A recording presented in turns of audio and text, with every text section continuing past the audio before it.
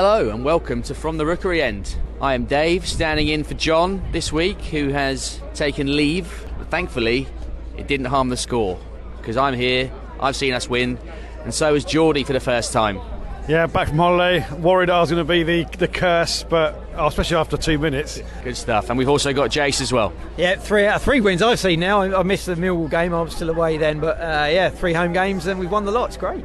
It's amazing, isn't it? We've won the first 3 league games, the first 4 from 4, if you include the Carabao Cup as well, and it feels a bit weird to me. It feels a bit unfamiliar. I think, the last time this must have happened was surely the start of the 18-19 season when we won the first 4 in the Premier League under Javi. Coming out of Vicarage Road at 10-5 on a eventually sunny Saturday in Watford at Vicarage Road. The atmosphere was good, everyone was bouncing at the end, and I think, Jace, we were worth the 3 points today in the end. Yeah, I think so. I think we obviously conceded the early goal. It was a bit disappointing because I think we had too much time to get the cross in and too much time on the edge of the box. Nice finish from Adams, put it in the bottom corner. I don't think much Backman could do about it. But you talk about the crowd stayed positive. They were still sort of singing from the crowd at that point, and we then took control of the game, really. I think we controlled the game without really threatening. We didn't create too much, didn't make them work too hard. Then, of course, got that goal, which, I had to... Was that by it? And then second half came out, I think, looking better. Derby had their moments, but I thought we were the ones that looked more likely to make something happen.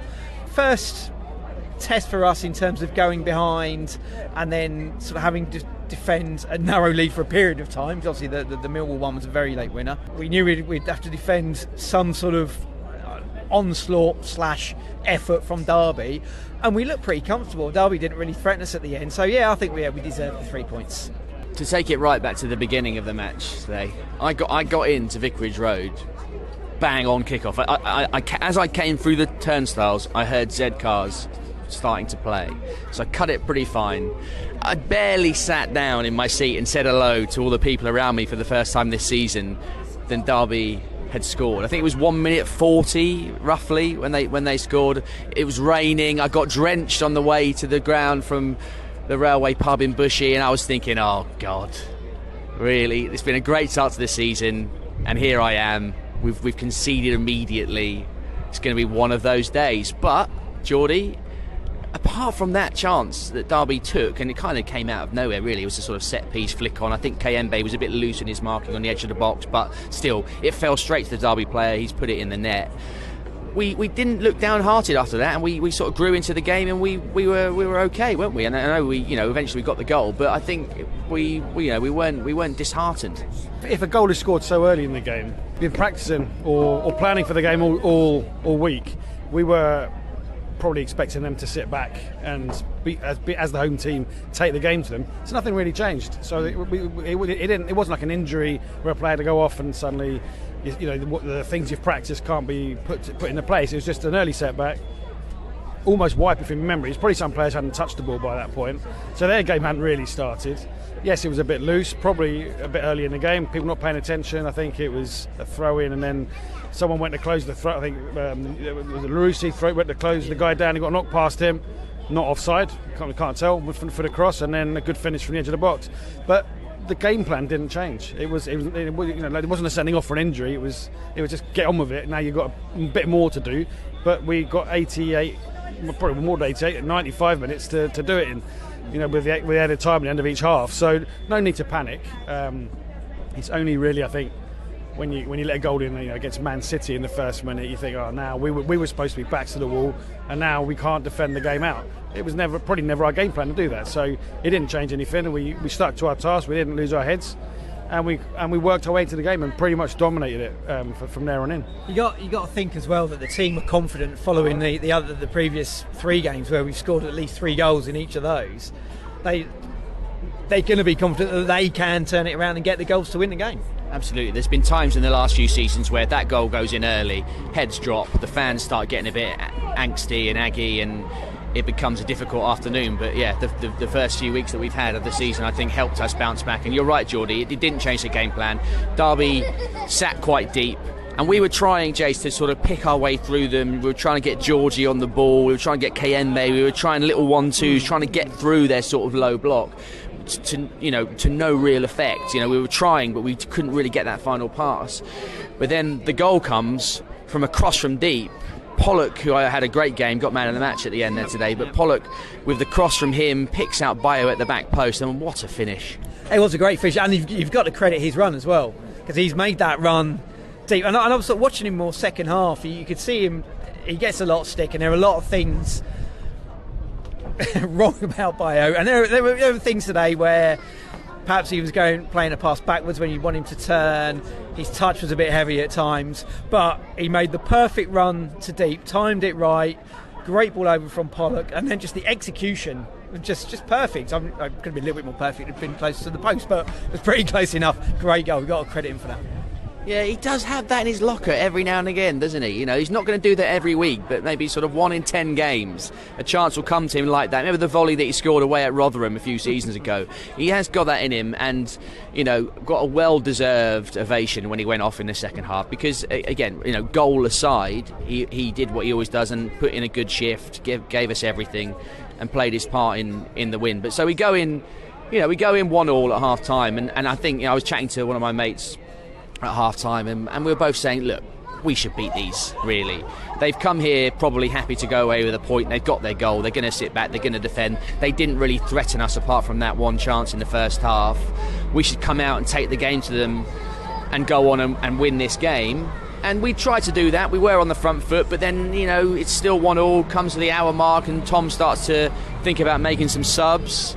And the first sub that he brought on was Larouche came off and Ken Sema came on about the hour mark, and there was a moment where I literally just before Larouche went off, and it was probably pre-planned, I don't know, but there was a moment where Larouche had the ball in a left-hand position, in the position where Ken loves to just drop his shoulder and get to the byline, and Larouche looked to do it and then just went, actually no, I'm just going to go and pass it inside to the midfielder. And I wonder if Tom thought, okay, I'm going to change this up. And then Ken came on and did what Ken does, but then really the substitutions that had the impact on the game, Jordi, were the two on about the 70-odd minute mark, where Porteous comes on for Morris and goes into the back three, possibly in the anticipation of needing to defend against any balls that Derby put into the box later on if they're chasing it. But Kwadwo Bar comes on for Kayembe, which may have raised a few eyebrows in the crowd, but Bar came on and was instrumental in what was eventually the winning goal.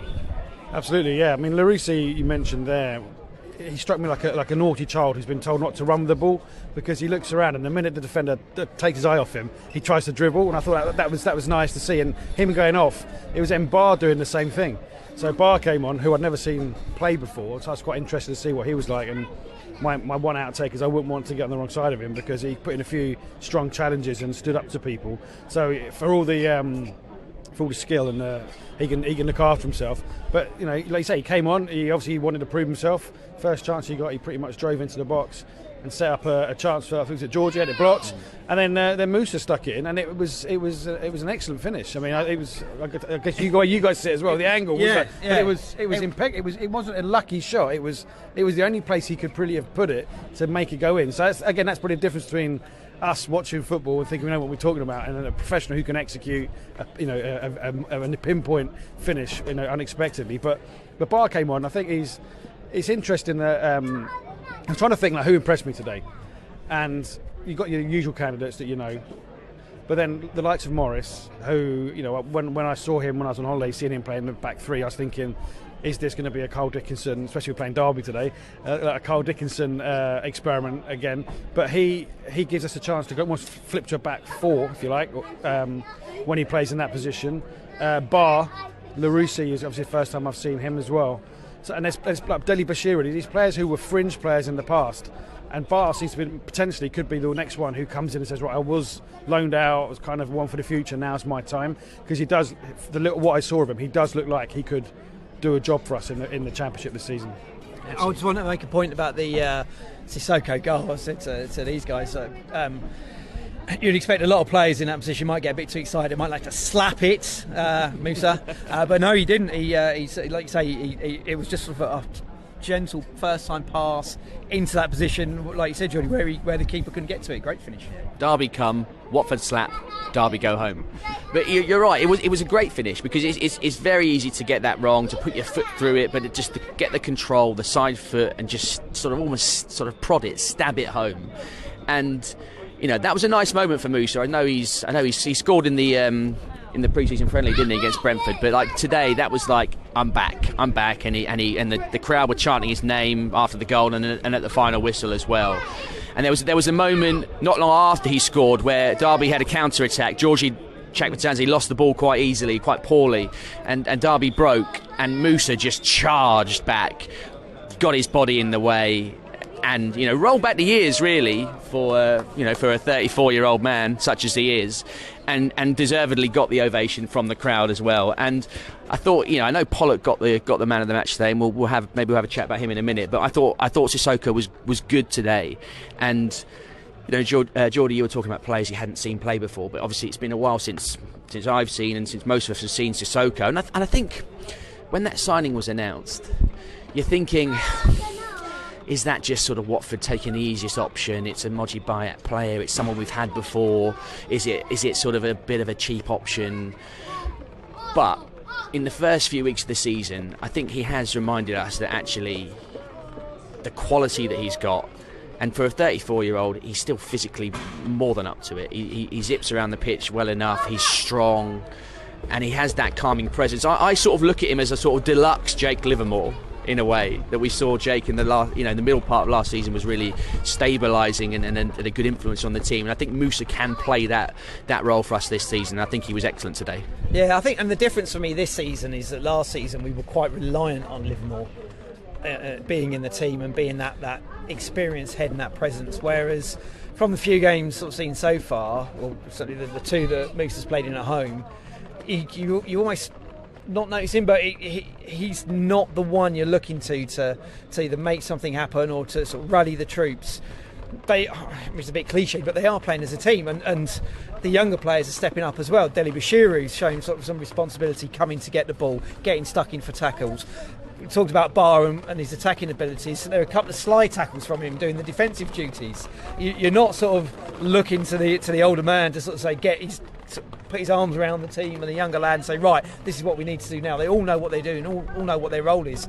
And that, I guess, frees Musa up a bit. He is team captain, but yeah, to sort of free him up just to concentrate on his game and focus on his game.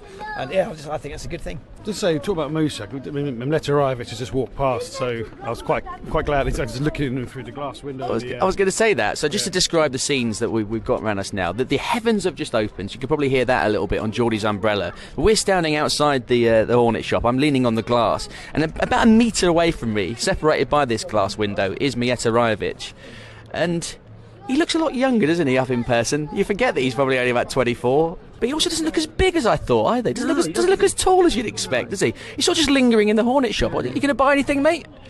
They'll do your number if you ask for it. They'll probably give you a freebie. Do you get a discount if you're a player in the Hornet Shop? Buy a copy of the Watford Treasury while you're at it. But Jordi, go on. Now, what I was going to say is, when we talk about Sissoko scoring, Kayembe scored a couple, Chakmatadze scored, and we worried at the start of the season about who's going to get our goals for us.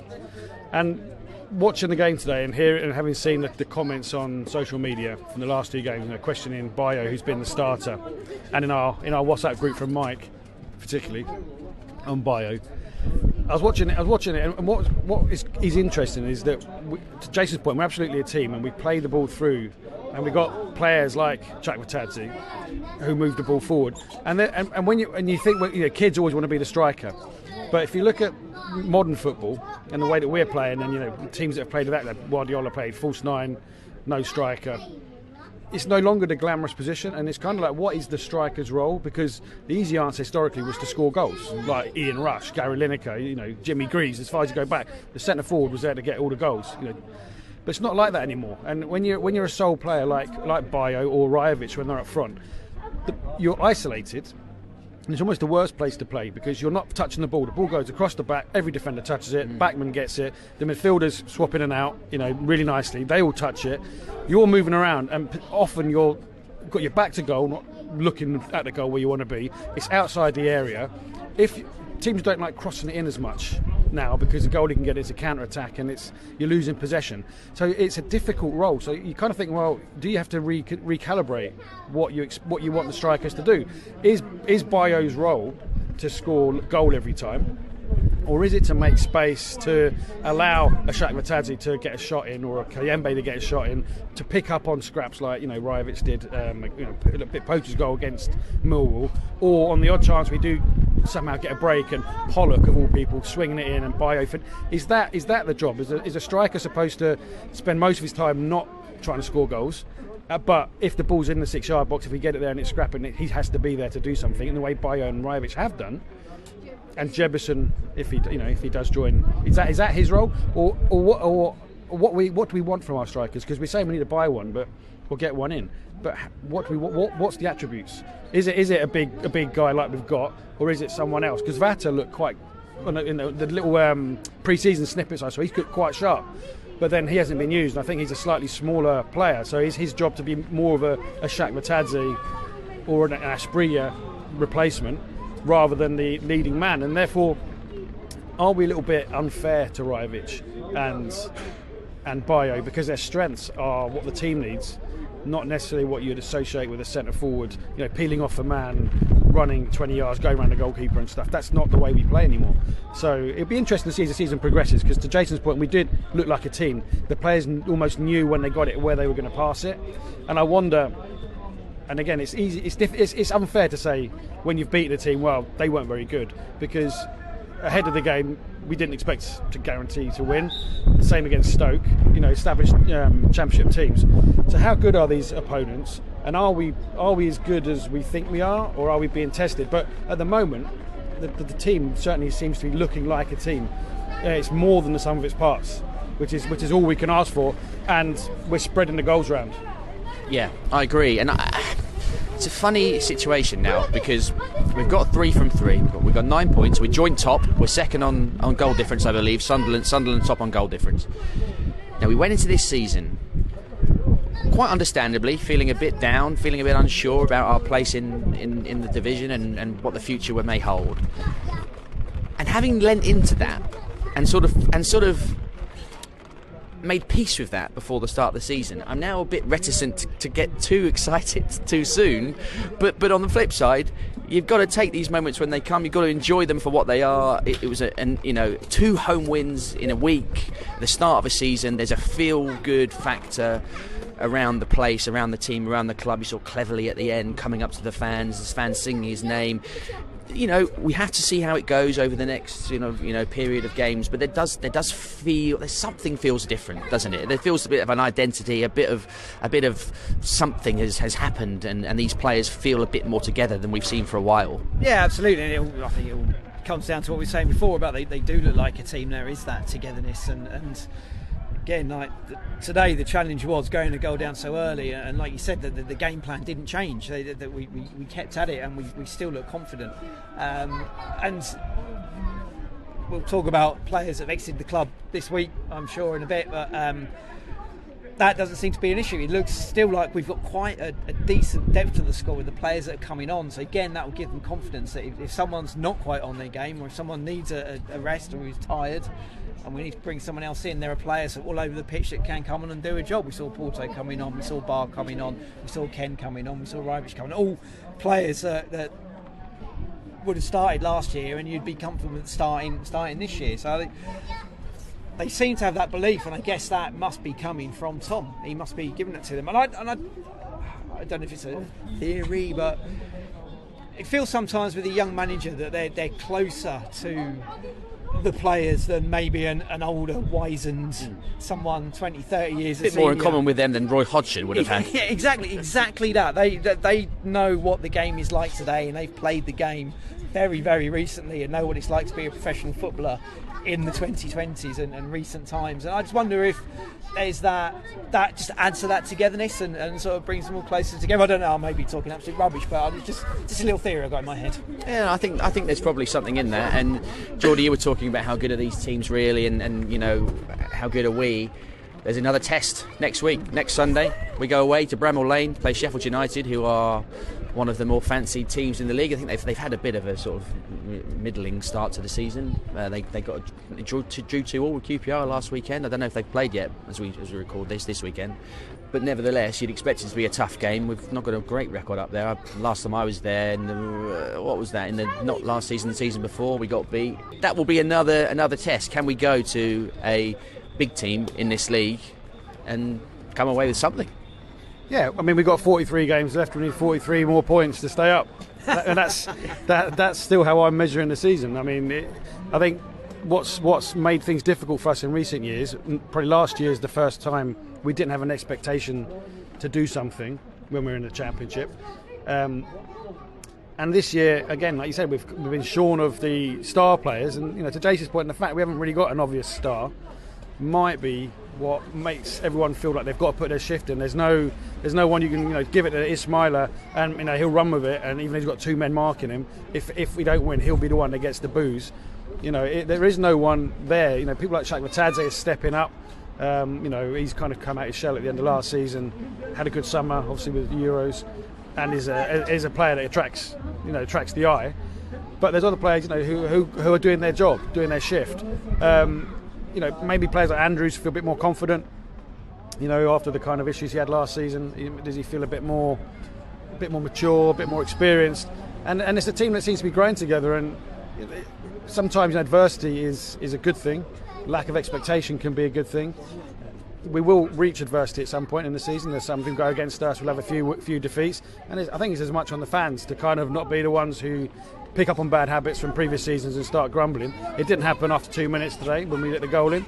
We can't let it happen, because in the Premier League you kind of feel like the fans aren't that important. The club's making millions off TV. Your season ticket, as much as it might cost you a lot of money relative to your annual income, isn't great compared to the club. But when we're in a situation like this, when it's backs against the wall, kind of introducing players, bringing players in who had been on loan previously, away from us, give them their chance, like Bar, then we probably have more of a role to play.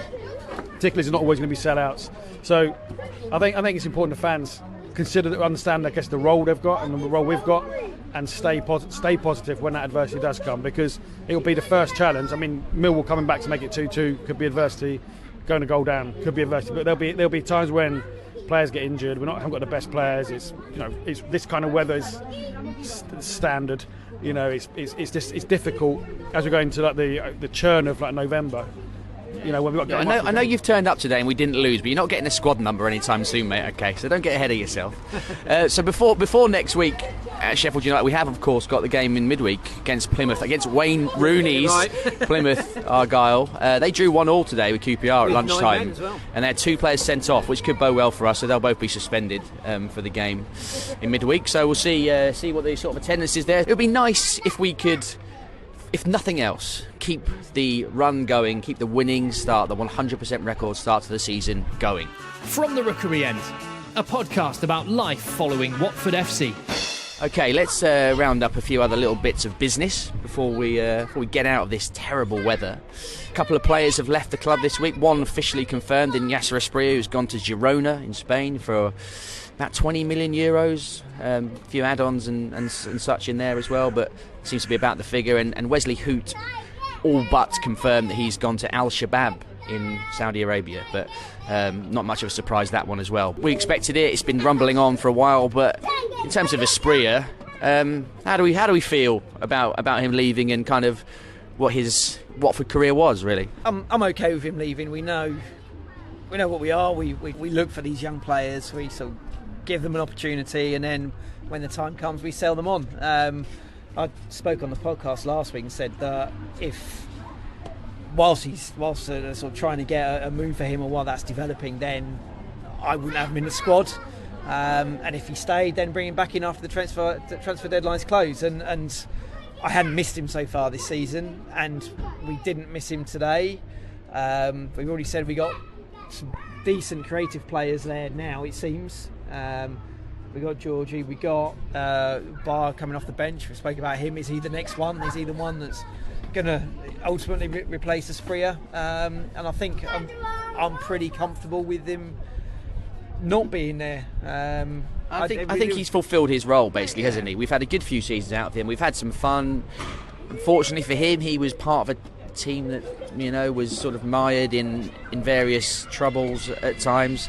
Some kids just gone absolutely flying on the slippery pavement outside the Hornet Shop. Get the physios on.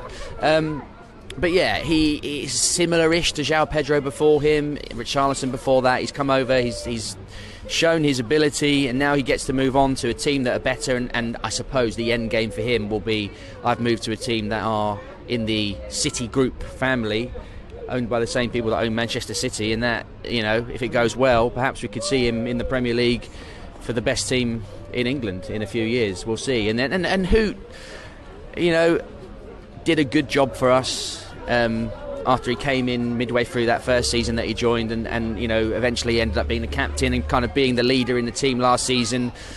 You can understand why, when presented with an offer of, I assume, a very nice, tasty contract from Saudi Arabia, you think, okay, I've done my bit at Watford, I'm 29 or whatever he is, time to make some money and do something else. And it seems that we have got a few incomings.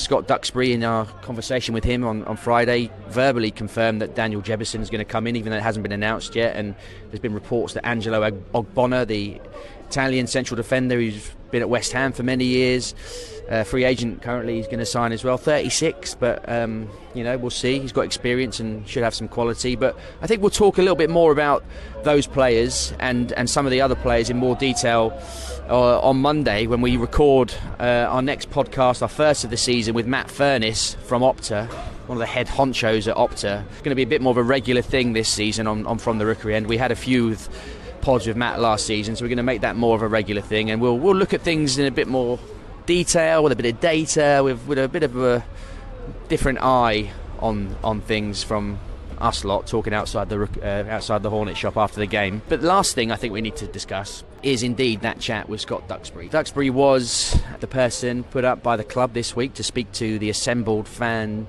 sort of media, the podcasts, fan channels, YouTubers, fanzines and all that. And, I'm keen to get both of your thoughts on it. He spoke for about 25 minutes or so, answered all the questions. When he was announced as being the person up this week, I did think, oh, here we go. We've won 2 games, not heard from him for ages. The sun's shining. Here he is. He's going to come out. He's going to say something that will come back to bite him. I'm not sure he really did that. I think he was relatively sensible.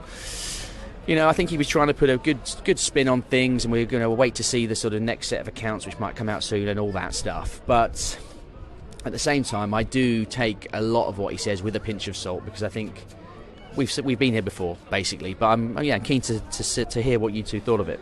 Yeah, I think for me, the one thing that's really stood out was him talking about managing upwards, as if, and in the way that, I don't know, perhaps he felt he hadn't done that well enough before. Perhaps that was a nod to what happened with Rob Edwards. Rob Edwards was obviously a Duxbury appointment. He talked about hell or high water, and that went out the window. And you got the impression that wasn't his shout. That came from the very top. And again, you feel that cleverly it is a Duxbury appointment and does not come from Gino Pozzo. And now, when asked about sort of protecting him, it was quite interesting. He talks a lot about politics. Seems to use the word navigating quite a lot, and Tom and navigating in the club, sort of him navigating around the board and dealing with those politics. And yeah, I hope he does. I hope that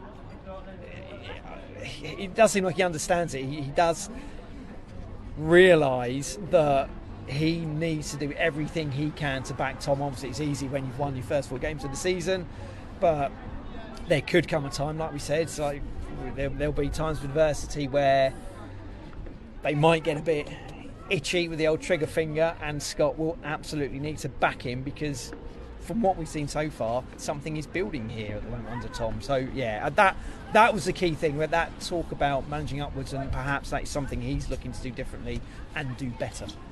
Jordi? Yeah, I mean, managing upwards, I think managing expectations as well. He was talking about the finances, saying, we can be in the Championship for as long as we need to be. Whereas before it was all very bullish, like we're going for top position, we're going for the chat, we're going for promotion, we're going to win the league and stuff like that. So I think there's certainly been a tempering of expectations, and we have, the importance of the Udinese relationship and the suggestion that we actually really benefit from it when we're at a lower standard than Serie A. Although we haven't had a great deal of players suddenly move over, is interesting. The suggestion that we haven't really ever created a culture around a manager. I'm glad I wasn't driving, because I might have done an Ashley Cole and driven off the road or whatever. If when I heard that, because I mean, it's like, well, why is that then? Yeah. I mean, have you been party to that, or is it literally like this is a dictatorship? This is Gino's dictatorship, and really everyone else can have an opinion, but there's only one that matters, and if he signs the decree, the manager's gone. So yeah, managing upwards. I mean, there's only one person from to manage upwards to. And I think that in itself was interesting, because people talk about Scott and Gino. They came into as a package, if you like, but they're not. The way Scott was talking, they're not a relationship of equals. Scott works for Gino, and if Gino doesn't like something, Gino's going to change it. And it's good that he's decisive, because you do get a lot of owners and boards and stuff that are quite indecisive around stuff. Gino, whether it works out or not, makes decisions. And I don't know, maybe there is a frustration, there is a tension there between them. There is the idea that the managers haven't had an identity, so that means you have to give them a period of time.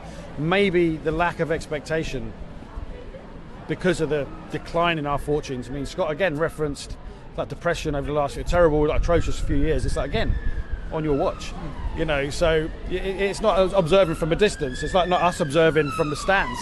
He was in there, so is that him almost trying to blink at the camera, when he's given a ransom, a hostage message, that it wasn't me, I was trying to do it, or is he just acknowledging facts that is kind of irrefutable? But yeah, for me, it was as candid as it could be. I know there are people asking about his wages and stuff, and that kind of CEOs get paid more. Well, there's CEOs that run multi-billion-pound corporations. There's also business owners that don't make much money as well. That's kind of an irrelevance for me. What I thought was interesting, to Jason's point, managing upwards, but for me was the almost restocking. How are we going to judge Tom? Is almost like on vibes. Was like the answer. Has he got the good feel-good factor back? And at the moment, he has. Which is what I was talking about when the adversity comes in October, November. If we lose 3 or 4 games on the bounce, are those vibes going to go? Is that feel-good factor going to go? That's when someone's got to kind of distract Gino for a little bit, so he doesn't press the button to summon Tom to his office, because that's when it's not now when we're we're pissing down in August, but it's not now when it should be sunshine and positivity for the start of the season. It's when the international break comes, when we've had a few defeats. That's when the challenge will come. And if we want to build around Tom, if we want to build an identity around a manager, then we need to stick with them. Absolutely right. And if you want to listen to that fans press conference and questions to the chairman and CEO Scott Duxbury, you can just look from the Rookery End feed. It's there for you to listen to. It's still relevant. And we will be back, as I said, with Matt Furness from Opta, Watford fan, and Opta stats guru. I should really know his proper title. I'm doing a disservice, really. But Matt Furness will be back, having a look at the start of the season so far and some of our players with an eye on the data and all that stuff. But until next time, keep on enjoying it. Come on, you ORNS.